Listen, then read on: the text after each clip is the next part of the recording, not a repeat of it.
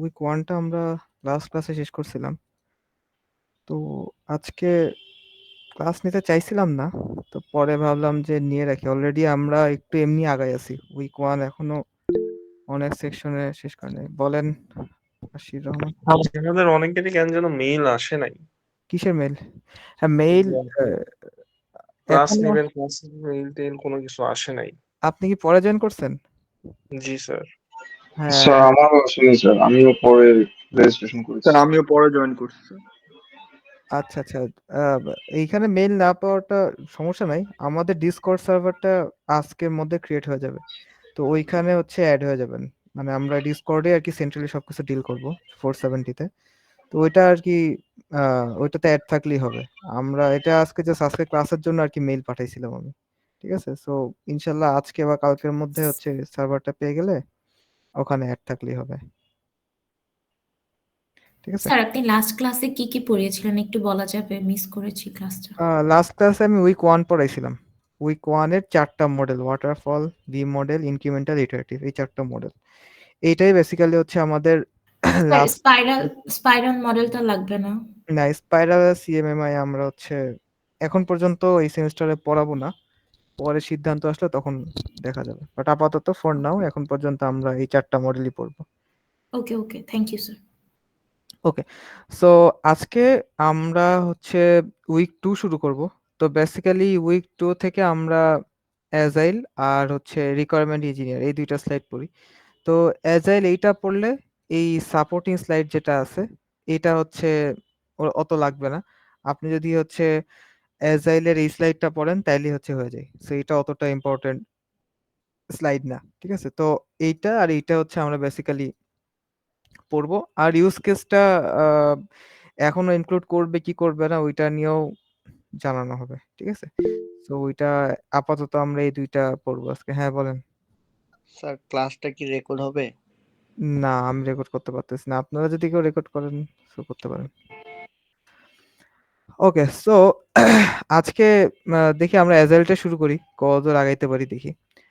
তো বেসিক্যালি আমরা আগের দিন যেটা পড়ছিলাম সেটা হচ্ছে আমরা বিভিন্ন মডেল নিয়ে পড়ছিলাম। ওয়াটারফল, ভি মডেল, ইনক্রিমেন্টাল বা ইটারেটিভ, এই যে 4 টা মডেল আছে, মডেল নিয়ে পড়ছিলাম। মডেলগুলো বেসিক্যালি আমাদেরকে হেল্প করে যে আমরা আমাদের প্রজেক্টের সাইজ অনুযায়ী বা প্রজেক্টের কমপ্লেক্সিটি অনুযায়ী আমাদের মডেলটা হচ্ছে চুজ করতে হয়। যদি আমাদের প্রজেক্টে স্মল কাস্টমার বেস হয় তাহলে হচ্ছে আমরা একটা মডেল চুজ করি। সো আমরা প্রসেসটা শুরু থেকে শেষ পর্যন্ত কোন ওয়েতে আগাবো এইটা হচ্ছে আপনার মডেলটা আর কি বলে দেয়। আর মেথোডোলজি যেটা আছে সেটা হচ্ছে যে বেসিক্যালি আপনার এইটাও হচ্ছে আমাদের মডেলের মতোই, বাট এটা একটু মডেলের আপডেটেড ভার্সন। মডেলের আপডেটেড ভার্সন বলতে এখানটাই হচ্ছে আপনি কোন মেথোডোলজিটা ফলো করে আগাচ্ছেন। মানে আপনি যে কোডিং যে পার্টটাতে যাচ্ছেন, আপনি এই কোডিং পার্টটা আপনি কোন ওয়েতে সলভ করতেছেন। আমাদের মডেলটা ছিল হচ্ছে পুরাটা আমরা কিভাবে করতেছি ওইটা নিয়ে ডিল করে। আর মেথোডোলজি হচ্ছে আপনাকে বোঝায় যে আপনার প্রজেক্টটা আপনি কোন মেথডটা ফলো করে করতেছেন।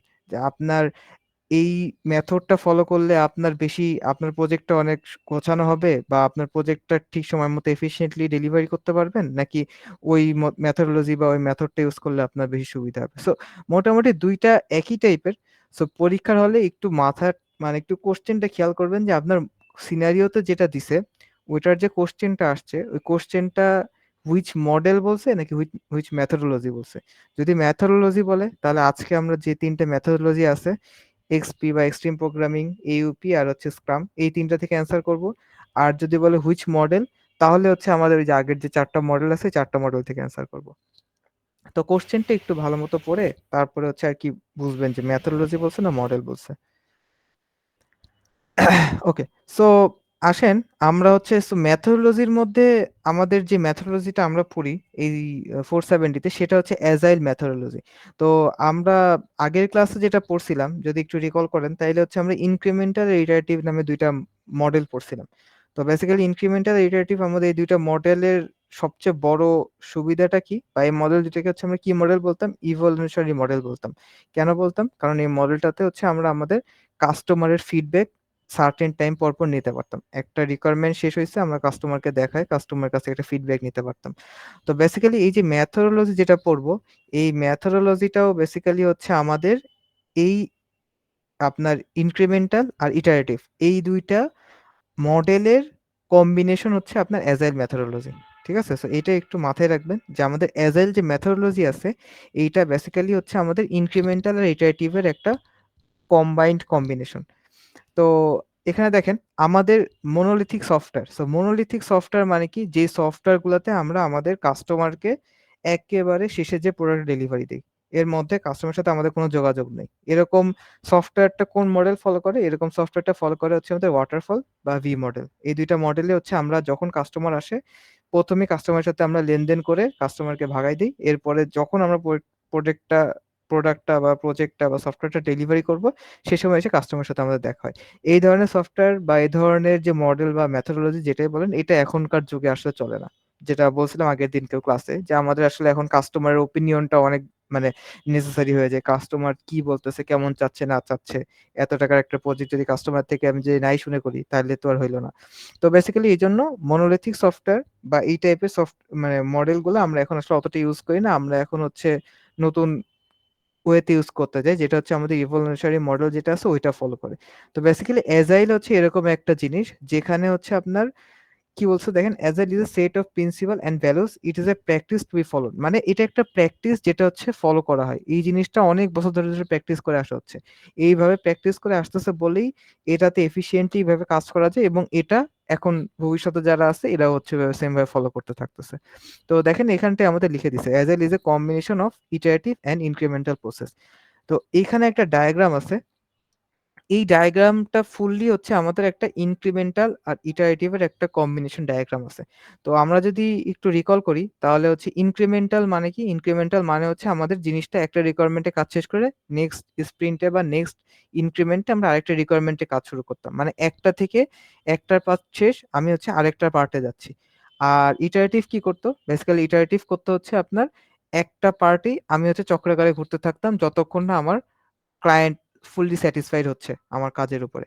তো দেখেন এখানে যে ৫ টা স্টেপ আছে, plan, design, build, test, review. So এই ৫ টা স্টেপই হচ্ছে আমাদের ওই সেই মডেলেরই ৫ টা স্টেপ। কিভাবে আমরা প্ল্যান করতেছি, ডিজাইন করতেছি, বিল্ড মানে কোডিং, টেস্ট মানে টেস্ট, আর লাস্টে রিভিউ এর মধ্যে ডিপ্লয়মেন্ট আর মেইনটেন্যান্সটা পড়ে।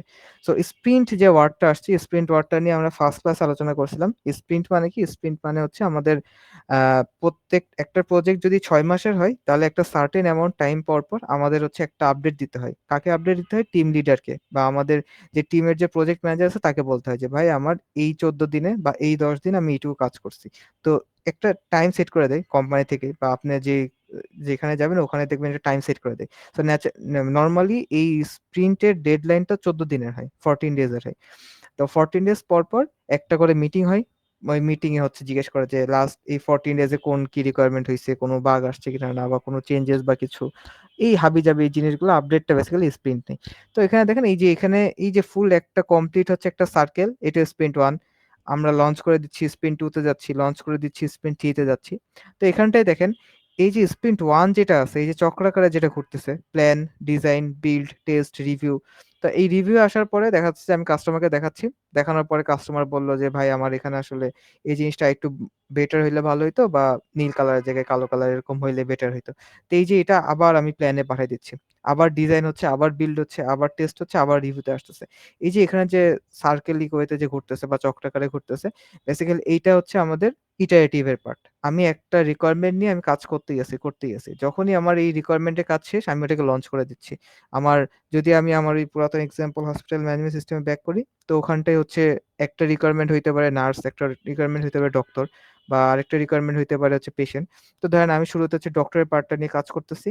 ডক্টরের পার্ট নিয়ে কাজ করছি। আমি ক্লায়েন্টকে রিভিউ এর পরে দেখাচ্ছি। ক্লায়েন্ট বলতেছে যে, "না আমার এই জিনিসটা এরকম বেটার হলে ভালো লাগতো। এই পার্টটা এরকম হলে ভালো লাগতো।"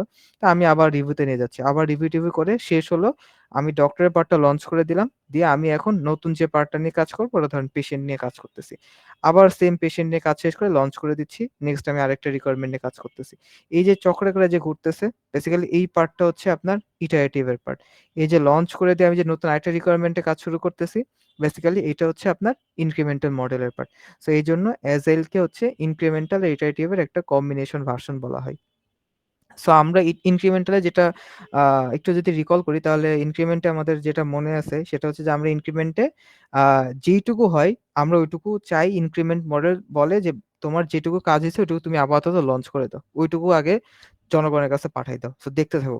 প্রজেক্ট যদি আমি অ্যাপ্লিকেশন বানাইতাম, অ্যাপ্লিকেশনের বেসিক যে জিনিসগুলো ওইগুলো দিয়ে আমি অ্যাপ্লিকেশন লঞ্চ করে দিতাম। তারপরে আমি হচ্ছে আপডেট-টাপডেটগুলো আনতে পারতাম। সো এখানেও হচ্ছে ওই পার্টটা হচ্ছে একটা রিকোয়ারমেন্টের কাজ শেষ আমি লঞ্চ করে দিচ্ছি। তো এখানে এরকম স্প্রিন্ট ৩ টা আছে। দেখা যাচ্ছে যে একটা ফুল প্রজেক্টের ৫ টা বা ৬ টা স্প্রিন্ট থাকে। তো এরকম টোটাল ৬ টা স্প্রিন্ট কমপ্লিট হইলে তখন আমার একটা ফুল যে ওয়েবসাইট বা যে প্রজেক্ট যেটা আছে ওইটা হচ্ছে আমাদের ফুললি কমপ্লিট হয়। সো এই জিনিসটাকে বুঝতে পারছি সবাই আমরা? মোটামুটি ক্লিয়ার হইছে? Yes sir. Okay, yes sir. Okay. So sir একটা বলেন, বলেন। ইটারেটিভ মডেল লঞ্চ করার পরে আরেকটা রিকোয়ারমেন্টে মুভ করাটাই হচ্ছে ইনক্রিমেন্টের পার্ট, তাই না? এক্সাক্টলি। হ্যাঁ, হ্যাঁ। এই যে লঞ্চ হচ্ছে মানে আমরা ইনক্রিমেন্ট করে আরেকটা রিকোয়ারমেন্টে চলে যাচ্ছি। এরকম। Okay sir. ওকে। সো এখানে কিছু জিনিস বলছে যে আমরা এজাইলটা কেন চুজ করব। সো এজাইল কেন বেটার আর কেন বেটার না। সো এজাইলে হচ্ছে আমাদের ইন্ডিভিজুয়াল এন্ড ইন্টারেকশনটাকে আমরা বেশি ফোকাস করি। সো ইন্ডিভিজুয়াল ইন্টারেকশন মানে কি আমি হচ্ছে একেকটা রিকোয়ারমেন্ট নিয়ে কাজ করতেছি। পার্টিকুলার রিকোয়ারমেন্ট নিয়ে কাজ করতেছি। আর ইন্টারেকশন মানে কি আমি আমার কাস্টমারের সাথে ইন্টারেক্ট করতেছি বারবার। আমার এই রিকোয়ারমেন্টটা আমি হয়ে গেছে। আমি কাস্টমারকে দেখাচ্ছি। কাস্টমার আমাকে বলছে যে না চেঞ্জ লাগবে হ্যান-ত্যান হাবি-জাবি। তো এইটা হচ্ছে আমাদের এজাইল সাপোর্ট দেয়। যে তুমি ইন্ডিভিজুয়াল প্লাস ইন্টারেকশন পার্টটা তোমার থাকবে।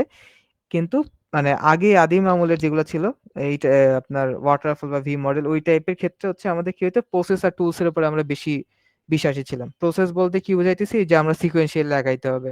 আমি আগের স্টেপে ব্যাক যাইতে পারবো না। নতুন করে আপডেট আনতে পারবো না। বা টুলস মানে কি আমাদের যেই ল্যাঙ্গুয়েজ আমাদের কোম্পানি জানে আমি শুধু ওই ল্যাঙ্গুয়েজে কাজ করব। অন্য ল্যাঙ্গুয়েজে কাজ করব না। বা এই যে এই টাইপের যে জিনিসগুলো এগুলো হচ্ছে আমরা এগুলার থেকে আমরা বেশি ফোকাস করি ইন্ডিভিজুয়াল বা ইন্টারেকশনে। তারপরে হচ্ছে ওয়ার্কিং সফটওয়্যার আর comprehensive documentation. So working software মানে যে সফটওয়্যারটা কাজ করতেছে এই যে আমরা নতুন যে জিনিসটা বানাচ্ছি ওই জিনিসটা যেন আমরা আবার মেইনটেন্যান্স দিয়ে আমি যেন আবার সাপোর্ট দিতে পারি বা কোনো ভুল হইলে আমি আবার চেঞ্জ করে দিতে পারবো এরকম। আর আমরা সাপোর্ট করি না কোনটা কম্প্রিহেন্সিভ ডকুমেন্টেশন মানে জাস্ট আমি একটা প্রজেক্টের একটা ডকুমেন্টেশন বানায় দিচ্ছি যে ভাই এইভাবে তুমি প্রজেক্টটা বানাইতে পারবা এটা করলে তুমি সাকসেসফুল হবে। সো এটার থেকে আমরা বেশি প্রায়োরিটি দেই হচ্ছে কোনটাতে ওয়ার্কিং সফটওয়্যারে। তারপর হচ্ছে কাস্টমার কোলাবোরেশন আমরা এখানে যোগাযোগ করি। সো কন্ট্রাক্ট নেগোসিয়েশনটাতে আমরা ফোকাস করি না। কন্ট্রাক্ট নেগোসিয়েশন বলতে ধরেন শুরুতেই এসে যে কাস্টমারের সাথে যে লেনদেনটা হয় যে ভাই ৳৩০,০০০ র প্রজেক্ট আচ্ছা ঠিক আছে এই যে কাস্টমারের সাথে যোগাযোগ শেষ এরপরে আর কখনো কথা বলি না। বাট কাস্টমারের সাথে আমরা যে কোলাবোরেশনটাও করব যে কি হইতে পারে না হইতে পারে বা আপডেট আনতেছি বা নতুন কোনো কিছু এড করতে চাইলে অন্যরা অপিনিয়ন নেওয়া। এই পার্টগুলো হচ্ছে আমাদের এজাইল সাপোর্ট করে। রেসপন্ডিং টু চেঞ্জ কাস্টমার কোনো কিছু বললে ওটাতে আমরা চেঞ্জ আনতে পারি। আর ফলোইং এ প্ল্যান মানে আমরা যে সিকোয়েন্সিয়ালি যে একটা স্টেপে আগাই ওরকম প্ল্যানে আমরা ফলো করি না। আমরা এজাইলে কাস্টমার যেটা বলে আমরা ওই চেঞ্জ এর উপর ভিত্তি করে আমরা আমাদের প্রজেক্টটাকে সামনে আগায় নিয়ে যাই। সো এই জিনিসগুলা এটা অতটা স্যার ইম্পোর্টেন্ট না। প্রসেসেস এন্ড টুলসটা একটু আরেকবার বলতে পারবেন? প্রসেস মানে অ্যান্ড ওভার টুলস মানে হচ্ছে আমাদের বেসিক্যালি ওই ওয়াটারফল আর ভি মডেল যদি আপনি পড়েন তাহলে ওখানে দেখবেন যে আমাদের সিকোয়েন্সিয়াল ওয়েতে আমাদের আগাইতে হয়। আমরা একটা স্টেপ গেলে এরপরে আমরা ব্যাক স্টেপে আসতে পারি না। সো এই প্রসেসটা হচ্ছে আমাদের আগের মডেলগুলা ফলো করতো। বাট এখন আমরা ওইটাতে ফোকাস করি না। আর টুলস এর মধ্যে কোনটা? টুলস এর মধ্যে দেখা যাচ্ছে যে আমাদের আপনার ল্যাঙ্গুয়েজ ভ্যারিয়ার থাকে ওয়াটারফল বা ভি মডেলে। যে আমি ছোট একটা ছোট প্রজেক্ট আমি হচ্ছে শুধুমাত্র PHP Laravel দিয়েই করব।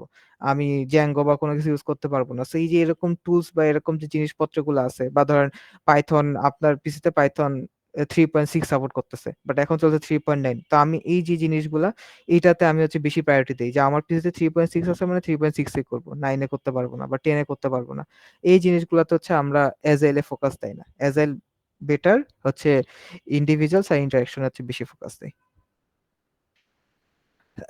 ওকে সো এইটা অতটা ইম্পোর্টেন্ট না।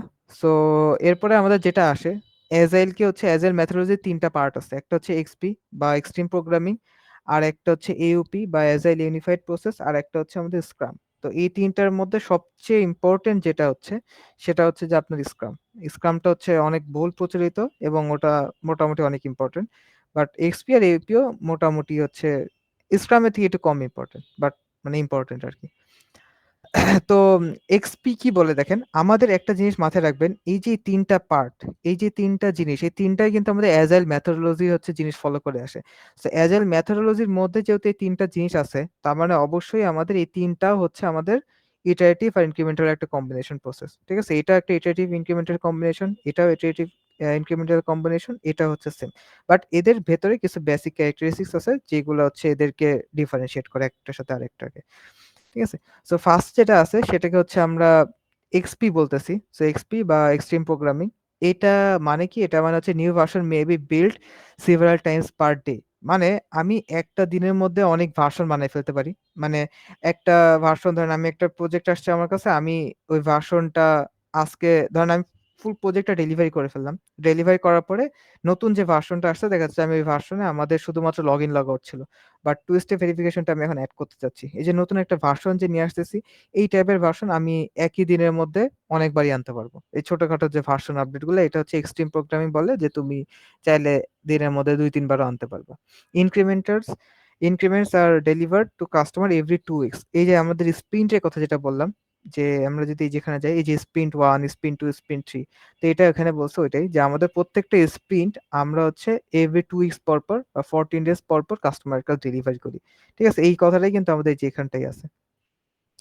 তারপরে আমাদের কোনটা বলছে, all test must be run for every build and the build is only exited if the test run successfully. মানে আপনার হচ্ছে এই যে এখানে যে প্রসেসটা আছে, এই যে plan, design, build, test, review, এই পার্টটা টেস্টে যখন আমরা চলে আসতেছি, টেস্ট যদি সাকসেসফুল হয় তখনই আমি রিভিউতে যেয়ে কাস্টমারকে দেখাচ্ছি যে ভাই আমার এই পার্টটা এবার রিকোয়ারমেন্টটা ঠিকঠাক মতো হয়ে গেছে, আপনি এখন চেক করেন। যদি আমার টেস্টে ফল্ট পাই তাহলে আমি কাস্টমারের কাছে যাব না, আমি আবার ওটাকে আমার কোডিং টিমের কাছে ব্যাক করে দেবো, দিয়ে বলবো যে ভাই পার্টিকুলার এই পার্টে কোডে এরর হচ্ছে। কি টাইপের এরর হতে পারে? যেমন আগের দিন বলছিলাম, লাইক ধরেন আপনার একটা ফর্মে মোবাইলে ডিজিট লাগবে ১১টা, বাট আপনি ওখানে ১৩টা ডিজিট দিলে ওটা অ্যাকসেপ্ট করতেছে। বা ধরেন আপনার ফার্স্ট নেমের যে ঘরটা আছে, ফার্স্ট নেম ঘরে আপনি ডিজিট দিলে ওটা অ্যাকসেপ্ট করতেছে। তো এই যে এই টাইপের যে টেস্টিং কেসে যে এরর গুলা পাই, ওইগুলো আবার কোডিং টিমের কাছে ব্যাক করে দিয়ে সলভ করে।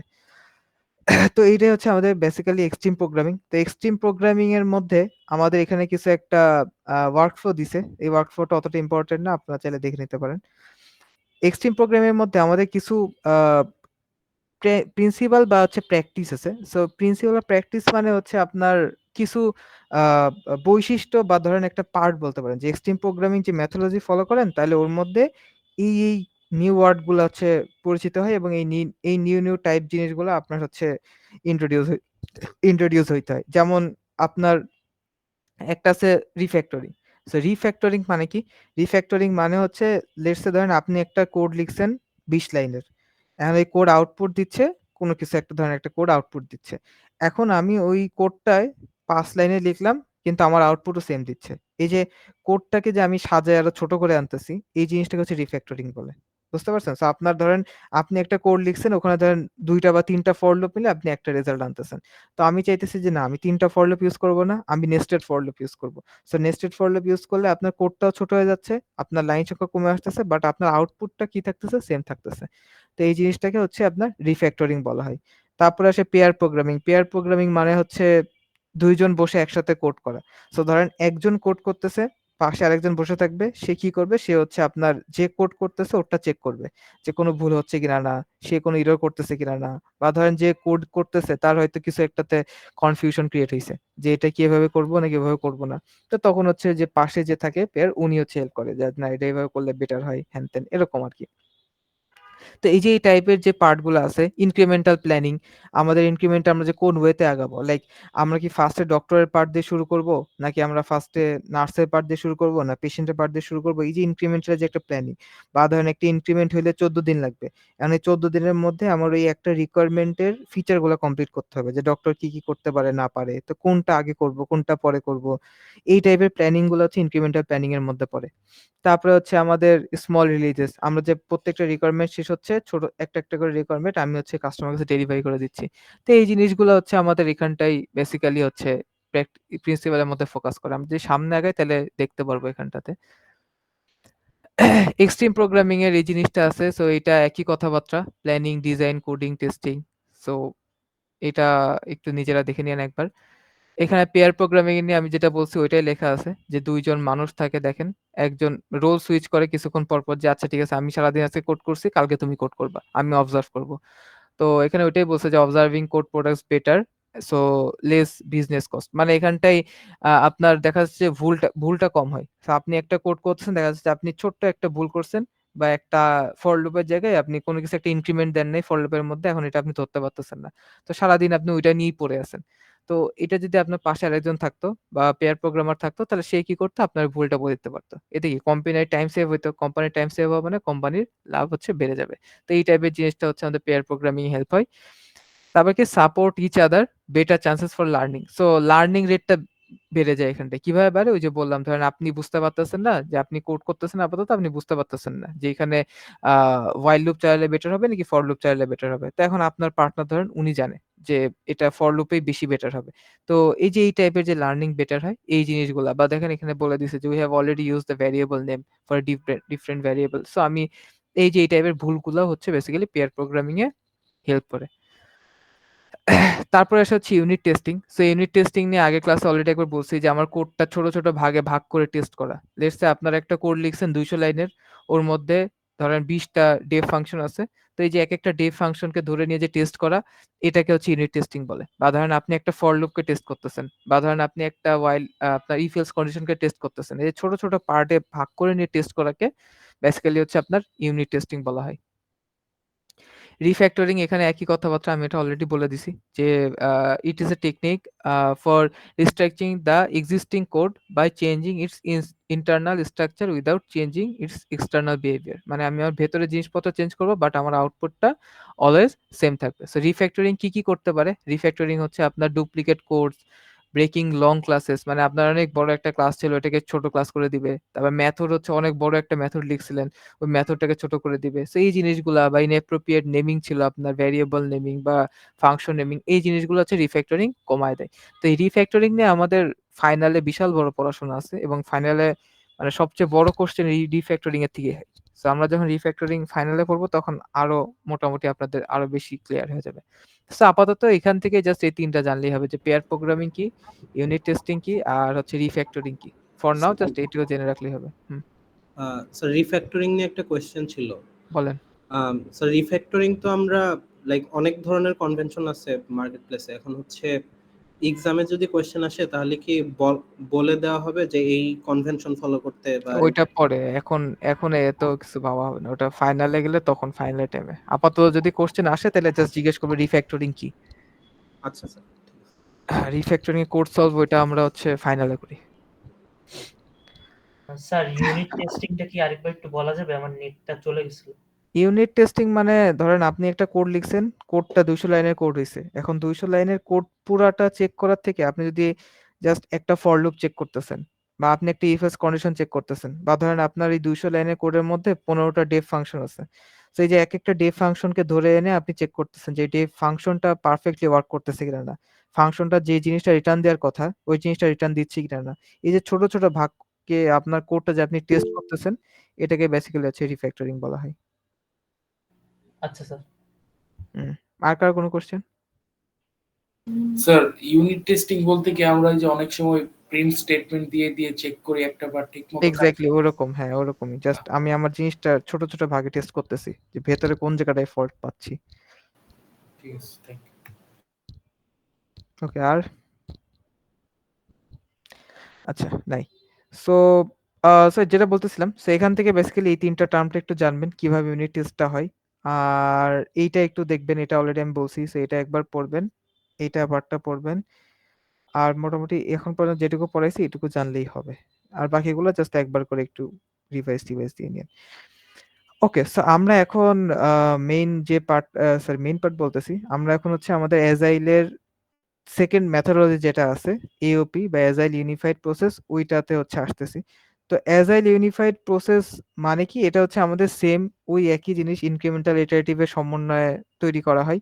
বাট এটা হচ্ছে আপনার আরেকটা ভার্সন ছিল অনেক আগে। সেটা হচ্ছে যে আপনার আরইউপি বলা হয়। Rational unified process.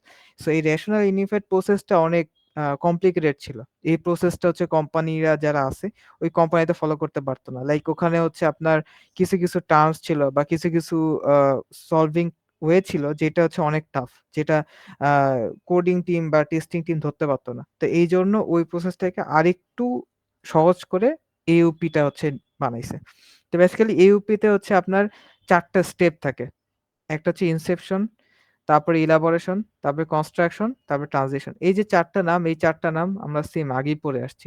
ইনসেপশন এর মধ্যে বেসিক্যালি হচ্ছে আপনার ওই রিকোয়ারমেন্ট এনালাইসিস, আপনার প্রজেক্ট আসতেছে, কি করতে পারবেন, কি পারবেন না। এই জিনিসগুলো হচ্ছে ইনসেপশন এর মধ্যে ডিল হয়। ইলাবোরেশন এ আপনার ডিজাইন করি আমরা। যে কয়টা ডেটাবেস থাকবে, ER diagram, use case diagram, class diagram, কিভাবে কি আঁকাবো, কার সাথে কোন রিলেশন দিব, one to one নাকি one to many। এই পার্টটা হচ্ছে আমরা ইলাবোরেশন এ হচ্ছে ডিল করি। তারপরে এসে হচ্ছে আমাদের কনস্ট্রাকশন। সো কনস্ট্রাকশন মানে কোডিং পার্ট। আমরা কাজ করতেছি, আমরা কোড করতেছি, সলভ হচ্ছে ভালো কথা। এরপর এসে হচ্ছে আপনার ট্রানজিশন। তো এখানে কোডিং এর পরে আমরা বেসিক্যালি টেস্ট করে যখন আমরা ডিপ্লয়মেন্ট বা মেইনটেন্যান্স ফেজে চলে যাই, তো ওইটা হচ্ছে আমাদের এখানে ট্রানজিশন ফেজটা। যে আপনার কোডিং করা শেষ, এখন আপনি ডিপ্লয়মেন্ট করে দিচ্ছেন। আপনার কোনো ফল্ট আছে কিনা না আপনি ওগুলো চেক করতেছেন, কাস্টমারের ফিডব্যাক নিচ্ছেন, কাস্টমার কি বলতেছে না বলতেছে। তো এগুলা করে আপনি হচ্ছে ছেড়ে দিচ্ছেন। এই যে ৪ টা স্টেপ আছে, এই ৪ টা স্টেপ হইতে পারে আপনার ফুল প্রজেক্টের জন্য, আবার হইতে পারে এই ৪ টা স্টেপ আপনার একটা রিকোয়ারমেন্টের জন্য। একটা প্রজেক্টে একটা রিকোয়ারমেন্ট। লাইক ধরেন ডক্টর, হসপিটাল ম্যানেজমেন্ট সিস্টেমে ডক্টরের জন্য। ফার্স্টে আপনি ইনসেপশন করতেছেন, ইলাবোরেশন করতেছেন, কনস্ট্রাকশন করতেছেন, ট্রানজিশন ফেজে এসে আপনি কাস্টমার কাছে জিজ্ঞেস করতেছেন কি চেঞ্জ করা লাগবে, কি চেঞ্জ করা লাগবে না। সো কাস্টমার বললে যদি চেঞ্জ করার কথা বলে তাহলে আমি আবার শুরু থেকে ইনসেপশন, ইলাবোরেশন, কনস্ট্রাকশন, ট্রানজিশন এরকম করে চলতে থাকবো। তো বেসিক্যালি এপির এই মোটামুটি এই ৪ টা ফেজ আছে। তো এই ৪ টা ফেজ একটু ইম্পোর্টেন্ট, মাঝে পরীক্ষাতে দিয়ে দেয়। যে এপির ফেজ গুলা একটু লেখো। ঠিক আছে? সো ডিরেক্ট কোয়েশ্চেন আসে মাঝে। সো এই নামগুলা একটু মনে রাখলেই হবে। আর ভেতরে কথাবার্তা তো আমরা আগের দিন থেকে জানি। সো একই কথাবার্তা। ওকে, সো এখন যেটা পড়াবো সেটা হচ্ছে এওপি ডিসিপ্লিন বা এওপি কিছু নিয়ম ফলো করে যার মধ্যে হচ্ছে আমরা এই ৪ টা অলরেডি উপরে পড়ে আসছি। মডেল ইমপ্লিমেন্টেশন, টেস্ট ডিপ্লয়মেন্ট, এই যে এখানে এই ৪ টার কথাই বলা হইছে। এরপর আসে যে configuration management. So configuration management বলতে কি বোঝাচ্ছে যে আমরা বিভিন্ন সময় যে অনেক কিছু কনফিগার করি। কনফিগার করি বলতে কি টাইপের? যেমন ধরেন আপনার পাইথন, আমরা যারা আ কোড করছি, এনএলপি নিয়ে যারা কাজ করছি, তো তারা জানি অনেক সময় দেখবেন যে আপনার এনএলপি তে হচ্ছে আপনার পাইথন 3.10 অনেক জায়গায় সাপোর্ট করে না। পাইথন 3.6 দিয়ে কাজ করতে হয়। আপনি যদি কোনো একটা অডিও বা ভিডিও ডেটা সেটের পরে কাজ করেন, তাহলে দেখবেন যে আপনার Python 3.10 এ ওইটা সাপোর্ট করে না। ওইটার জন্য আপনাকে হচ্ছে টেস্ট 10 করতে হলে আপনাকে 3.6 এ করতে হবে। 3.10 এখন ওই সুবিধাটা নিয়ে আসে নাই। তো এই যে এই টাইপের কোন ভার্সনে কি কাজ হয়, কোন কনফিগারে আপনি হচ্ছে আপনার প্রজেক্টটা রান করতে পারবেন। এই টাইপের জিনিসগুলো হচ্ছে কনফিগারেশন ম্যানেজমেন্টের মধ্যে হয়ে থাকে। তারপরে হচ্ছে আপনার প্রজেক্ট ম্যানেজমেন্ট, কে কাজ করতেছে, কে কাজ করতেছে না, কার কতটুকু কাজ হইছে, কে বসে আছে, কে ঘুরে বেড়াচ্ছে। এই যে এই টাইপের প্রজেক্টের মোটামুটি প্রজেক্টের একটা বুস্ট নিয়ে আসা, প্রজেক্টের মধ্যে একটা কন্টিনিউয়াসিটি রাখা। এই জিনিসগুলো হচ্ছে প্রজেক্ট ম্যানেজমেন্ট পার্টের মধ্যে চলে। তারপরে হচ্ছে এনভায়রনমেন্ট। এনভায়রনমেন্ট মানে কি আপনি আ VS কোডে কি আপনার প্রজেক্টটা রান করতেছেন? নাকি কোল্যাবে রান করতেছেন? নাকি Kaggle এ রান করতেছেন? বা আপনি যে টুলসটা ব্যবহার করতেছেন, ওই টুলসটা কি আপনি হচ্ছে পাইথন করতেছেন নাকি হচ্ছে আপনার PHP Laravel করতেছেন? এই যে এই টাইপের যে জিনিসগুলা, এই বেসিক্যালি এইগুলো হচ্ছে এনভায়রনমেন্ট এর মধ্যে পড়ে। যে আপনি কোন এনভায়রনমেন্ট এ কোডটা করতেছেন বা আপনি ডেটাবেস যেটা আছে, ডেটাবেসটা কি আপনি Oracle ইউজ করতেছেন নাকি MySQL ইউজ করতেছেন? এই যে কোনটা ইউজ করতেছি না করতেছি বেসিক্যালি এইগুলো হচ্ছে আপনার এনভায়রনমেন্ট এর মধ্যে পড়ে। তো এগুলো অতটা ইম্পোর্টেন্ট না। শুধু এই ৪ টা ফেজটা একটু জেনে রাখেন। আর এগুলো একবার জাস্ট মানে জিনিসটা কি এটা তো বললামই, জেনে রাখেন। যদি পরীক্ষায় আসে তাইলে আরকি ডিসিপ্লিনের মধ্যে এই টোটাল ৩ টা ৪ টা ৭ টা জিনিস। মাঝে একটু স্যার কনফিগারেশন ম্যানেজমেন্ট আরেকবার একটু বলবেন। কনফিগারেশন ম্যানেজমেন্টটা হচ্ছে লাইক ওই যে বললাম যে আপনার কিছু পার্টে দেখা যাচ্ছে যে আপনার Python 3.6 ইউজ করতে হচ্ছে। বাট এখন দেখেন 3.10 চলে মনে হয় Python। তো ওই যে কোন ভার্সনে আপনার কোডটা বেশি বেটার চলতেছে, কোন ভার্সনে আপনার কোডটা ভালো করতেছে, এই টাইপের ভার্সন আপডেট বা ধরেন আপনি কেরাস ইউজ ধরেন মানে যেকোনো কিছু আপনি ইউজ করতেছেন। তো ওইখানে ধরেন আপনার আরেকটা ভার্সনের সাথে আপনি যে জিনিসটা ইউজ করতে চাচ্ছেন বা যে মডেলটা ইউজ করতে চাচ্ছেন ওইটা সামহাউ ম্যাচ করতেছে না, কনফ্লিক্ট করতেছে। তো সেক্ষেত্রে আপনাকে পুরাতন কোনো একটা ভার্সনে কাজ করতে হচ্ছে বা আপনার ওই ভার্সনটাকে আপডেট আনতে হচ্ছে। এই যে এই টাইপের যে কনফিগার করতেছেন বা ধরেন অনেক সময় আমাদের আপনার ওই যে আ কোনো জায়গায় যখন আমরা একটা নরমাল সফটওয়্যার প্রজেক্ট ওয়েবসাইট বানাইতে যাই, তখন হচ্ছে আপনার যদি কোনো কিছু সেটআপ করতে হয়, লাইক ধরেন Python 3.10 বা ধরেন আপনি আরো কোনো কিছু ইনস্টল করতেছেন, কেরাস-টেরাস। তো ওই জিনিসগুলা দেখবেন যে আপনার পার্টিকুলার ওই প্রজেক্টের জন্য ইনস্টল করতে হয়। আপনি ওই প্রজেক্টে যে ফোল্ডারটা আছে আপনি ওইখানে কমান্ড প্রম্পট দিয়ে আপনি হচ্ছে ওখানে এগুলো ইনস্টল করেন। যাতে করে ওই জিনিসগুলো শুধুমাত্র আপনার প্রজেক্টের জন্য কাজ করবে। অন্য আপনার পুরা পিসিতে হচ্ছে Python 3.10 হয়ে যাবে না। এই যে পার্ট যেগুলা করি এগুলো হচ্ছে কনফিগারেশন ম্যানেজমেন্ট এর মধ্যে পড়ে। বুঝতে পারছেন? জি স্যার। ওকে, সো এরপরে যেটা আছে সেটা হচ্ছে যে আপনার এখানে একটা চার্ট দিছে, একটা টাইমলাইনের একটা ব্যাপার-স্যাপার যে কোনটা কখন সবচেয়ে বেশি ইউজ হয়। মডেলেরটা ইলাবোরেশন এ দেখেন অনেক বেশি। ইলাবোরেশন এ আমরা কি করতাম? মডেলটা হচ্ছে ডিজাইন করতাম। ডিজাইন বলতে কি আমাদের ডায়াগ্রাম আঁকাইতাম। ডেটাবেসটা কিরকম হবে, রিলেশনটা কিরকম হবে। তো বেসিক্যালি মডেলটা এই ইলাবোরেশন টাইমটাই সবচেয়ে বেশি কাজ করে। দেখেন ট্রানজিশন টাইমে মডেলের কোনো কাজ নাই। কারণ মডেল আমরা শুরুতেই বানায় ফেলাচ্ছি। তারপর কোডিং এ চলে যাচ্ছি, তারপর ট্রানজিশন। ডিপ্লয়মেন্ট এর সময় মডেলের কোনো কাজ থাকে না। এই ট্রানজিশন ফেজটাই দেখেন আমাদের সবচেয়ে বেশি কাজ থাকে ডিপ্লয়মেন্ট এর। যে আমি আমার জিনিসটা ডিপ্লয় করতেছি, কাস্টমারের কাছে হ্যান্ড ওভার করতেছি বা এই যে ধরেন আপনার এই বিভিন্ন আপনার যদি প্রজেক্টটা বা জিনিসটা যদি ইন্টারন্যাশনাল হয় তাহলে লাইক ধরেন Google এর মতো। Google এ তো এটা আগের দিন বলছিলাম যে বাংলাদেশে আপনার কোম্পানি নাই। Google যদি আমরা বাংলাদেশ থেকে অ্যাক্সেস করতে চাই বা YouTube বা Facebook যেগুলো আছে আপনি যদি বাংলাদেশ থেকে অ্যাক্সেস করতে চান তাহলে সিঙ্গাপুর বা ইন্ডিয়া এরকম সার্ভার থ্রুতে আপনাকে অ্যাক্সেস করতে হয়। তো এই যে এই টাইপের যে ডিপ্লয়মেন্ট ইস্যু গুলো এগুলো হচ্ছে ট্রানজিশন ফেজে এসে বেশি কাজ করে। তো এটা আরকি জাস্ট ওরকম একটা টাইমলাইন দিয়ে দিছে। এটা নিজেরা একবার দেখলেই পারবেন। অতটা ইম্পোর্টেন্ট কিছু না। ওকে, সো এইটা ছিল হচ্ছে আমাদের AOP আর XP। এই ২ টা নিয়ে কারো কোনো কোয়েশ্চেন আছে?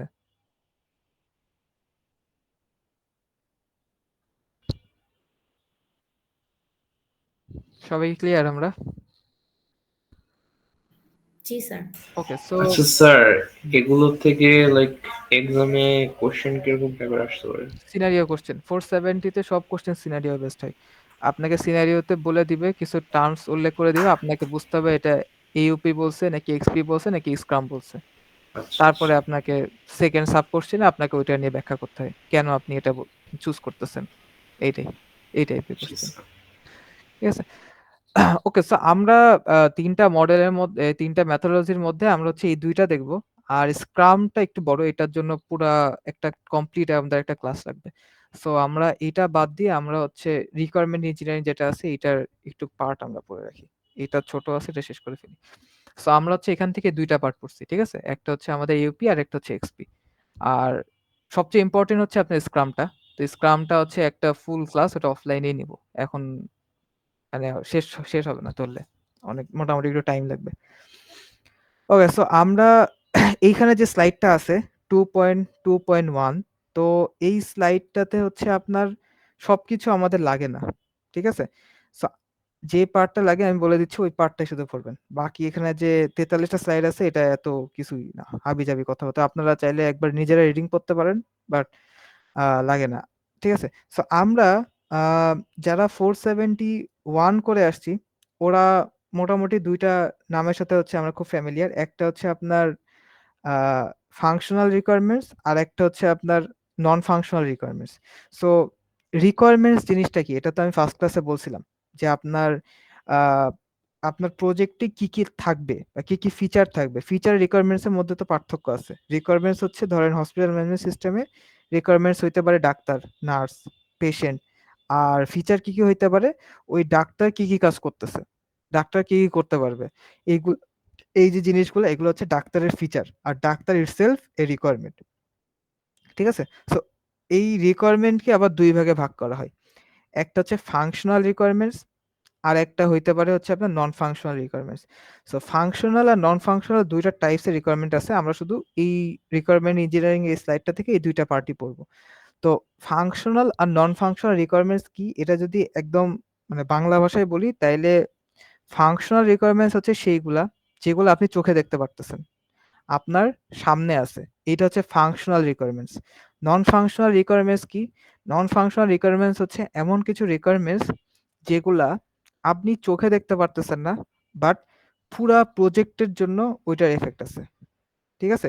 এক্সাম্পল দিলে আরেকটু ক্লিয়ার হবে। তাও আমি আরেকবার বলে দিচ্ছি যে ফাংশনাল রিকোয়ারমেন্টস হচ্ছে সেরকম রিকোয়ারমেন্টস যেগুলা আপনি চোখে দেখতে পারতেছেন। Like feature. এখানে দেখেন আমার ফাইলে ক্লিক করলে আমার এই যে পার্ট গুলো আসতেছে, এগুলো হচ্ছে আমাদের ফাংশনাল রিকোয়ারমেন্টস। আমি যদি এখানে মেকে কপি করি, এটা আমার একটা রিকোয়ারমেন্টস। আমি এটার একটা নতুন কপি বানাইতে পারবো। আমি যদি এখানে ইনসার্ট থেকে কোনো কিছু ইনসার্ট করতে চাই, শেপ যদি ইনসার্ট করতে চাই, তাইলে এখানে যেটা করতে পারবো, এইটা এই যে নতুন কিছু একটা নিয়ে আসতেছি, এটা হচ্ছে আমাদের একটা রিকোয়ারমেন্টস, যেটা আমি চোখে দেখতে পারতেছি। এই যে এখানে যে টাইপ গুলো আছে। নন ফাংশনাল রিকোয়ারমেন্টস কোনটা? নন ফাংশনাল রিকোয়ারমেন্টস হচ্ছে সেটা যেটা আপনি চোখে দেখতে পারবেন না, বাট পুরা প্রজেক্টটার জন্য অ্যাজ এ হোল এটা হচ্ছে কাজ করবে। কিভাবে কাজ করবে? লাইক ধরেন আপনার রিলোড টাইমটা কমায় দিচ্ছে। ধরেন আমি এখানে ক্লিক করলে এই যে রেসপন্স টাইমটা অনেক কম নিচ্ছে। এমন যেন না হয় যে এটা রিলোড করলে ৩ সেকেন্ড ৪ সেকেন্ড সময় নিচ্ছে পুরো রিলোডের জন্য। ঠিক আছে? তারপরে দেখেন ইউজার ফ্রেন্ডলি। ইউজার ফ্রেন্ডলি বলতে কি, ধরেন এই যে এখানে যে বাটন যেগুলো আছে বা অপশন যেগুলো আছে, menu bar, file, edit, view, insert, এগুলো যেন এমন না হয় আমি দেখতেই পারতেছি না। এমন যেন না হয় যে আমাকে এখানে ক্লিক করার পরে আমার অপশনগুলো আসতেছে, বা ভিজিবল যেন না হয়। ঠিক আছে? বা ধরেন আমার এই জায়গাটায় এক্সেস করতে আমার ৩-৪ টা 2 স্টেপ ভেরিফিকেশন বা 3 স্টেপ ভেরিফিকেশন স্টেপ পার করা লাগতেছে। তো এইগুলা হচ্ছে আপনার পুরা প্রজেক্টের জন্য এজ এ হোল হচ্ছে আপনার নন ফাংশনাল রিকোয়ারমেন্টস টা কাজ করে। আর ফাংশনাল রিকোয়ারমেন্টস কোনগুলো? যেগুলো হচ্ছে আপনি চোখে দেখতে পারবেন। তো এখানে একটা পার্থক্য টাইপের একটা চার্ট আছে।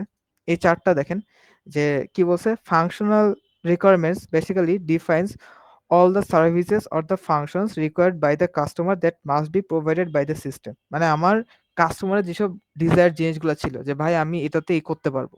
আমার প্রজেক্ট, আমার এই হসপিটাল ম্যানেজমেন্ট সিস্টেম, এখানে ডাক্তার এই জিনিসগুলা করতে পারবে। আমার এখানে নার্স এই জিনিসগুলা করতে পারবে। আমার নার্সের সাথে ডাক্তারের এইরকম একটা রিলেশন হবে। এই যে আমি যে চোখে দেখতে পারতেছি, কি করব না করব বলতেছি, এই জিনিসগুলো হচ্ছে ফাংশনাল রিকোয়ারমেন্টস। আর নন ফাংশনাল রিকোয়ারমেন্টস কি বলে দেখেন? Define system properties and constraints like reliability, response time, storage requirements. আপনার কতটুকু স্টোরেজ নিচ্ছে? আপনার প্রজেক্টের ডেটাবেস যেটা আছে ওটাতে আপনি ১০০ জিবি ডেটাবেস কিনলেই কি আপনার হবে? নাকি ২০০ জিবি ডেটাবেস কেনা লাগবে? যেটার জন্য আপনার পুরো প্রজেক্টটা নির্ভর করতেছে। আপনি ডেটাবেস শুধুমাত্র পার্টিকুলার ডক্টরের জন্য কিনতে পারবেন না। আপনি ডেটাবেস পার্টিকুলারলি আপনি হচ্ছে পেশেন্টের জন্য কিনতে পারবেন না। আপনাকে কিনতে হলে পুরা প্রজেক্টটার জন্য অ্যাজ এ হোল আপনাকে চিন্তা করতে হবে। রিলায়েবিলিটি, আপনার এই যে জিনিসটা যে আপনি কি করতেছেন না করতেছেন, এটা আপনার প্রজেক্টের জন্য চিন্তা করতে হবে। রেসপন্স টাইম, যে লোডিং করতেছি এটা যেন শুধুমাত্র হোম পেজের লোডিং টাইমটা কম হয় এরকম হইলে হবে না। আমার প্রত্যেকটা পেজের লোডিং টাইমটা যেন কমে আসে। সো তারপরে হচ্ছে IO ডিভাইস ক্যাপাবিলিটি। এমন যেন না হয় যে আমি হোম পেজ শুধুমাত্র আমি অ্যান্ড্রয়েড ফোনে দেখতে পারতেছি, আর আপনার হচ্ছে iOS এ যেটা আছে ওখানে আমি পুরো প্রজেক্টটা দেখতে পারতেছি। ঠিক আছে? সো আপনার প্রত্যেকটা ডিভাইসে আমরা কোনটা কি করব, কোন ডিভাইস কি ক্যাপাবিলিটি থাকবে, এই জিনিসগুলো আমরা ফুল অ্যাজ এ হোল হচ্ছে আমরা চিন্তা করি। সেটা হচ্ছে নন ফাংশনাল রিকোয়ারমেন্ট এ। এবং নন ফাংশনাল রিকোয়ারমেন্ট এ আমরা হচ্ছে চোখে দেখতে পারি না। বাট ফাংশনাল রিকোয়ারমেন্ট এ আমি দেখতে পারতেছি যে কি করতেছি না করতেছি এই টাইপের। সেকেন্ড পয়েন্টটা দেখেন, ইট describes what the software should do. মানে আপনার সফটওয়্যারটা কি করতে পারবে, এই যে কি করব না করব এই জিনিসগুলো হচ্ছে আপনার ফাংশনাল বলে। আর it does not describe when the software will do but how the software will do it। So আমরা কিভাবে করতেছি এটা হচ্ছে আপনার ফাংশনাল রিকোয়ারমেন্ট বলে, যে কিভাবে আমি জিনিসটাকে আরো স্মুথলি বানাইতে পারি, কিভাবে আমি ইউজার ফ্রেন্ডলি বানাইতে পারি, কিভাবে আমি এখানে আরো একটু আপনার সিকিউরিটি এড করতে পারি। সিকিউরিটি আমি শুধুমাত্র পার্টিকুলারলি একটা রিকোয়ারমেন্টের জন্য আমি এড করব না, আমি আমার পুরা সিস্টেমের জন্য আমি এড করব। এই জিনিসগুলো হচ্ছে নন ফাংশনাল রিকোয়ারমেন্টস হচ্ছে ডিল করে। তারপর related to business, for example calculation of order value by sales department or gross pay by payroll department. মানে হচ্ছে আপনার এই যে কোনো কিছু একটা ক্যালকুলেশন করা। তারপরে যেখানে যেটা বললাম যে ফাইলে ক্লিক করলে যে নতুন একটা বার আসতেছে, এই যে এই টাইপের বার গুলো আসে, এগুলো যেগুলো চোখে দেখতে পারতেছি, এগুলো হচ্ছে আপনার ফাংশনাল। নন ফাংশনাল কি দেখেন, check in the level of security, তারপরে হচ্ছে আপনার ভিজিবিলিটি চেক করতেছে কতটুকু ইউজার ফ্রেন্ডলি হচ্ছে কিনা না, এই জিনিসগুলো হচ্ছে আমরা নন ফাংশনাল ডিল করি। Functional requirements are easy to set, আমরা ইজি টেস্ট, আমরা টেস্ট করতে পারি খুব সহজেই। আমরা ইউনিট টেস্টিং করতে পারবো ফাংশনাল রিকোয়ারমেন্টস এর উপরে, যে আমার এই পার্টটা পার্টিকুলারলি কাজ করতেছে কি করতেছে না, এটা যে ঝামেলা হচ্ছে কি হচ্ছে না। লাইক ধরেন আপনি এখানে এডিটে ক্লিক করলে আপনার এই জিনিসটা আসতেছে না, বাট আপনি যদি ফাইলে ক্লিক করেন তাহলে এই জিনিসটা আসতেছে। তো এই যে এডিটে ক্লিক করলে যে আসতেছে না, তার মানে আমার শুধুমাত্র এডিটে সমস্যা, আমাদের ভিউ, তারপরে ইনসার্ট বা ফরম্যাট এটাতে কোনো সমস্যা নেই। সো আমি পার্টিকুলারলি ওই পার্টটাকে ইজিলি ধরে ধরে টেস্ট করতে পারবো। বাট এখন যদি আপনার এমন কিছু হয় যে আপনার পুরো সিস্টেমেতে কোনো একটা পার্টের সমস্যা, তাহলে সেক্ষেত্রে হচ্ছে আপনার নন ফাংশনাল রিকোয়ারমেন্টটা হয়, এবং এটা সলভ করাটা একটু ডিফিকাল্ট, কারণ যেহেতু পুরো সিস্টেম এজ এ হোল চিন্তা করা লাগতেছে আমাদের এখানটাই। সো এই জন্য আমরা নন ফাংশনাল রিকোয়ারমেন্টটা অত আরামসে হচ্ছে আর কি সলভ করতে পারি না। তারপর কি related to individual system feature, related to system as a whole. failure to meet the individual functional requirements may degrade the system। মানে ধরেন আপনার এখানে এই এডিট বাটনে ক্লিক করলে আপনার এই জিনিসটা আসতেছে না, সো আপনার এটার মান একটু হয়তো কমায় দিচ্ছে যে না ঠিক আছে ভাই, আমার এই বাকিগুলাতে কাজ করলে ক্লিক করলে আমার আসতেছে, কোনো সমস্যা নেই, শুধুমাত্র আমার এডিট বাটনে ক্লিক করলে আমার আসতেছে না। সো এটাতে আপনার প্রজেক্টের মানটা একটু কমে যেতে পারে। বাট নন ফাংশনাল রিকোয়ারমেন্ট যদি কোনো ফল্ট পাই, তাহলে পুরা প্রজেক্টের জন্য সেটা সমস্যা। লাইক ধরেন আমি যদি এখানে রিলোড দেই, আমার ধরেন 10-20 সেকেন্ড ধরে রিলোডই নিচ্ছে, আসতেইছে না। তার মানে কি? এটা হচ্ছে আমার পুরো প্রজেক্টের সমস্যা। আপনার কানেক্ট যেটা বানাইছে ওইটা যদি আপনার এই যে আমাদের ফার্স্টে যে ক্র্যাশ করলো বা আমাদের লোডিং টাইম নিচ্ছিল না, ওটা পুরা কানেক্টের সমস্যা। শুধুমাত্র স্টুডেন্ট সাইডের সমস্যা বা ফ্যাকাল্টি সাইডের সমস্যা এরকম না। সবার জন্য এটা সমস্যা। সবার জন্য এটা ক্র্যাশ করছে। বাট যদি এরকম হইতো যে শুধুমাত্র স্টুডেন্ট সাইডে আপনি ফল্ট পাইছেন, টিচার সাইডে ফল্ট পান নাই, তাহলে সেটা হচ্ছে আপনার ফাংশনাল রিকোয়ারমেন্টের মধ্যে পড়তো। বুঝতে পারছেন? ফাংশন আর নন ফাংশনাল রিকোয়ারমেন্টের মধ্যে পার্থক্য? জি স্যার। Yes, sir. ওকে। সো এখান থেকে জাস্ট ৫ নাম্বার স্লাইডটা পড়বেন। যে জিনিসটা কি? এখানে আমি যেটা বাংলা বলছি এখানে ওইটাই ইংলিশে লেখা আছে। সো একটু দেখে নিয়েন। আর এখান থেকে ১০ নাম্বার স্লাইডটা পড়বেন যে পার্থক্যটা। পার্থক্য আসে না। আপনার বেসিক্যালি সিনারিও দিয়ে দেয়, ওই সিনারিওতে আপনাকে লিখতে হয়। যে সিনারিও দেখে ওই সিনারিওতে ধরেন একটা প্রজেক্ট নিয়ে বলা হয়, তো ওখানে জিজ্ঞেস করে যে এই সিনারিওর উপর বেস করে ২ টা ফাংশনাল আর ২ টা নন ফাংশনাল রিকোয়ারমেন্ট হচ্ছে লেখো। তো এখানটায় যদি যাই তাহলে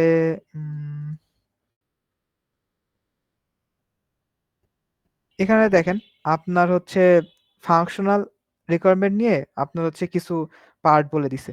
দেখেন এখানটায় দেখেন যে এই user shall be able to search the appointment list for the clinic. আপনার ক্লিনিকে কোনো কিছু সার্চ করতে পারবে। লাইক ধরেন আমি যে কন্ট্রোল ইয়েতে যদি দিই, এখানে আমি সার্চ করতে পারবো। এই যে এই পার্টটা হচ্ছে আপনার সার্চিং পার্টটা। সো এটা একটা ফাংশনাল রিকোয়ারমেন্ট যেটা আমি চোখে দেখতে পারতেছি। এরকম টাইপগুলা। তারপরে system shall generate each day for কোন একটা ফিচার আমি এড করতেছি। প্রত্যেকটা দিনে ক্লায়েন্ট কি পেশেন্ট কি করতেছে বা কিভাবে কে কতক্ষণ আসছে, কতক্ষণ কাজ করছে, এটা আমি দেখতে চাই। সেই জিনিসগুলো হচ্ছে আপনার ফাংশনাল রিকোয়ারমেন্টস এর মধ্যে পড়ে।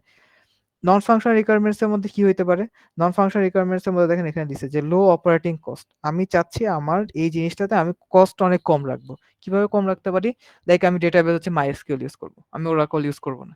এখন এমন তো হবে না যে আমি MySQL ইউজ করছি ডক্টরের জন্য, আমি Oracle ইউজ করছি পেশেন্টের জন্য। এটা তো হবে না। আমি এই যে MySQL ইউজ করতেছি, এটা আমার পুরা প্রজেক্টের জন্যই সেম থাকতেছে। এই যে আমি কস্টটাকে যে কমায় দিচ্ছি পুরো প্রজেক্টের জন্য, এটা হচ্ছে আমাদের নন ফাংশনাল রিকোয়ারমেন্ট। তারপরে ইউজার ফ্রেন্ডলি বানানো। আমি কিভাবে ইউজার সামনে জিনিসটা হচ্ছে করতে পারি, দেখাইতে পারি। ইউজার কিভাবে আরো বেশি আ সহজেই সবকিছু খুঁজে পাইতে পারে, এরকম জিনিস। ঠিক আছে? তারপর এক্সটেনসিবিলিটি মানে আমরা the operator must be able to add new games or new tournament style. মানে ধরেন আমি যদি এটা এক্সটেন্ডেড ভার্সন বের করতে চাই, সো ওইটার জন্য আমাদের হচ্ছে খুব ইজি হয়। মানে এমন কোনো কিছু না থাকে যেখানে হচ্ছে আমরা ইউজ করতে পারছি না। লাইক ধরেন আপনার এখানে আমি নতুন আরেকটা কিছু একটা ধরেন কাজ ইনসার্ট এর মধ্যে ধরেন আপনার আগে শুধুমাত্র ইমেজ ছিল।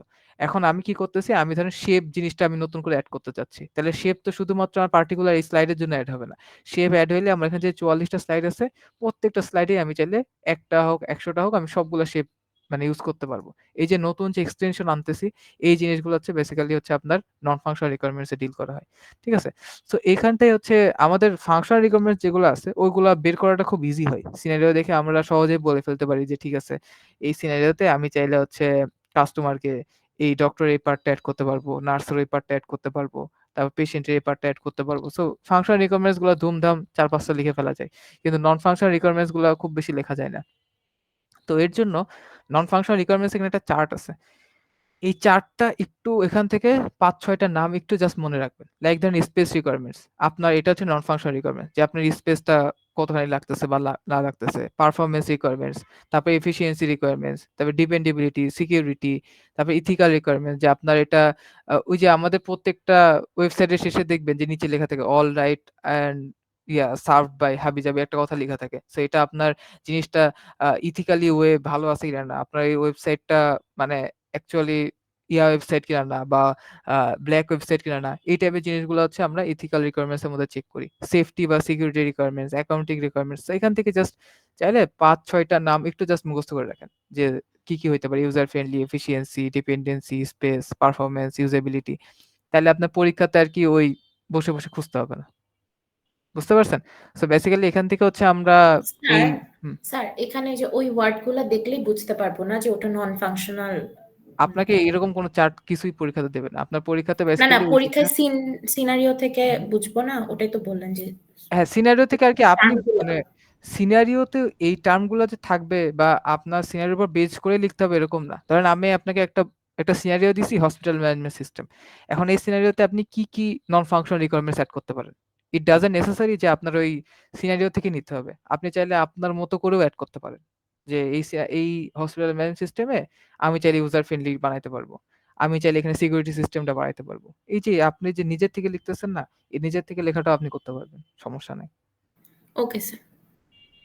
ঠিক আছে? সো আমরা এখান থেকে বেসিক্যালি হচ্ছে এই ফাংশন নন ফাংশন রিকোয়ারমেন্টস কি, তারপর হচ্ছে এই জিনিসটা পার্থক্যটা, আর এখানে যে লাস্টে ২-৩ টা এক্সাম্পল আছে বা এই যে এখানে দেখেন একটা এক্সাম্পল দিয়ে দিছে যে add participant, drop participant, count participant, এগুলো সব আমি চোখে দেখতে পারতেছি। কি করতে পারবো না পারবো। নন ফাংশন রিকোয়ারমেন্টস কি হইতে পারে? ভয়েস বা ভিডিও কোয়ালিটি। আমার ধরেন মিট লিংকে যে কথা বলছি এখানে ভিডিও কোয়ালিটিটা কিরকম হচ্ছে। শুধুমাত্র পার্টিকুলারলি একজনের জন্য ভালো হচ্ছে, বাকি জনের জন্য খারাপ হচ্ছে এরকম হইলে হবে না। রিলায়েবিলিটি, কতটুকু ভরসা করতে পারতেছি। অ্যাভেইলেবিলিটি, এটা কি ফ্রি নাকি না, শুধু আমার জন্য ফ্রি আপনার জন্য ফ্রি না, এরকম যেন না হয়। User friendly, cost effective, localisation, যে এই মিট যে আছে এটা পৃথিবীর সব জায়গা থেকে ইউজ করা যাচ্ছে কিনা না, এই যে এই টাইপের জিনিসগুলো হচ্ছে নন ফাংশনাল রিকোয়ারমেন্টস হচ্ছে ডিল করে। বুঝতে পারছি? সো বেসিক্যালি এখান থেকে যে কয়টা স্লাইড পড়াইলাম এগুলা পড়লেই হবে, আর যে আছে ওগুলো পড়া লাগবে না। আপনারা একবার রিডিং করে নিন। কোশ্চেন বেসিক্যালি এই স্লাইড থেকে আসলে এটাই আসে যে রাইট ডাউন 3 or 4 ফাংশনাল আর non functional requirements from the above scenario. বুঝতে পারছেন? অথবা আসলে হচ্ছে এই পার্থক্যটা আসে। ক্লিয়ার সবাই? জি Yes, স্যার। sir. ওকে, সো মোটামুটি এই স্লাইডটা থেকে যে কয়টা পড়লাম ওইটা, আর এখান থেকে হচ্ছে ইউপি আর এক্সপি।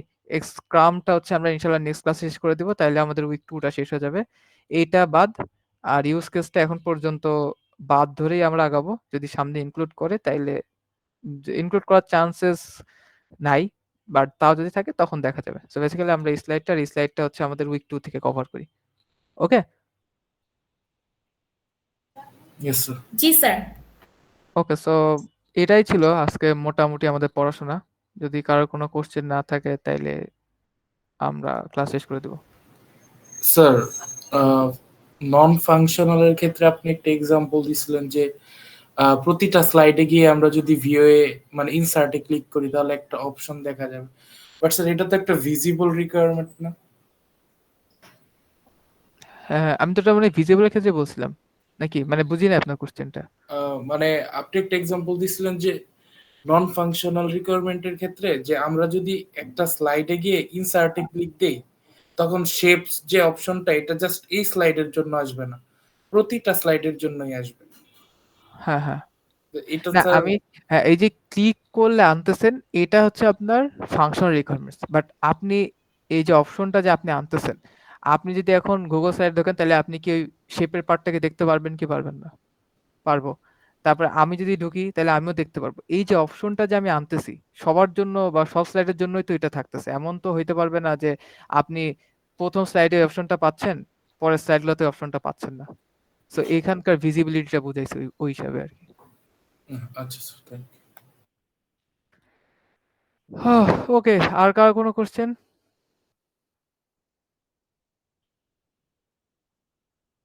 নাই।